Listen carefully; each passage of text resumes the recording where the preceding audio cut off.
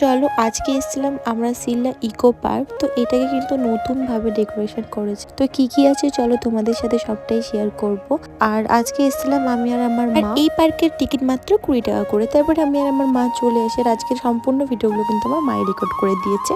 আর এখানে কিছু ফটো তোলার পর গোপাল ভাঁড় বললো আমার কাছে একটু মিষ্টি খেয়ে যায়, তার জন্য একটু মিষ্টিটা খেয়ে নিলাম। আর হেভি টেস্টি গাইস। তারপরে আমি আর আমার মা ঘুরছিলাম। আর পার্কটা না খুব সুন্দরভাবে এরা কিন্তু ডেকোরেশন করেছিল।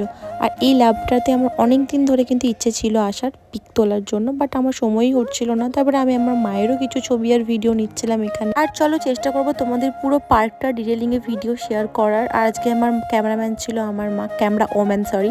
তো তারপরে আমি এটা দেখে চলে আসি ছুটে। আর এটা না আমি এক জায়গায় পার্কে যেতাম ছোটবেলায়, তো ওখানে কিন্তু এটা ছিল।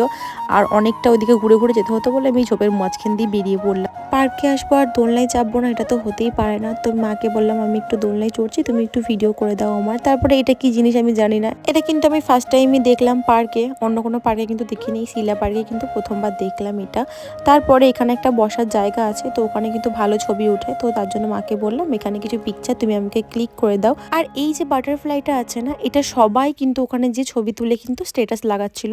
তো চলো আমিও চলে এলাম আজকে ছবি তুলতে। আর এখানে কিন্তু খুব সুন্দর ছবি উঠছিল। এই পিছনের ভিউটা তো দারুণ ছিল, তোমরা চাইলে কিন্তু এটা একবার আসতে পারো। তো তারপর এদিকটা এসে দেখি একটা কিন্তু স্লিপ আছে। তো মা বললো একটু স্লিপ করে নে, বাট আমি বললাম যে না আমার ভয় লাগে, আমার মনে হয় যে এখান থেকে পড়ে যাব বারবার। ওই জন্য আমি কিন্তু ভয়ে চাপছিলাম না, বাট চাপার পর কিন্তু হেভি মজা আসছিল। আর এখানে না গাছের ভিউগুলো না হেভি লাগছে, জাস্ট তোমরাই দেখো কি পরিমাণ সুন্দর লাগছে জায়গাটা। তার জন্য মাকে বললাম আমাকে একটু ভালো করে ভিডিও করে দাও কটা। আর ভিডিওগুলো পরে কিন্তু আমি ইউটিউবেও শেয়ার করব গান লাগিয়ে। আর এখানে কিন্তু রেস্টুরেন্টও আছে, যারা ভাবো যে এখানে খাওয়া দাওয়া করবে, এখানে খাওয়া দাওয়ারও কিন্তু মোটামুটি ভালোই ছিল। আর যারা এই পার্কে এখনো আসেনি তাদেরকে বলবো একবার এসে ঘুরে যাও, মনটা অনেক ভালো হয়ে যাবে। পার্কটা কিন্তু সত্যি খুব সুন্দর করে দিয়েছে। যারা আগে সিলা পার্কটা দেখেছো আর তারা যদি এখন এসে দেখো না, একদমই চিনতে পারবে না, পুরো চেঞ্জ করে দিয়েছে সিলা পার্কটা।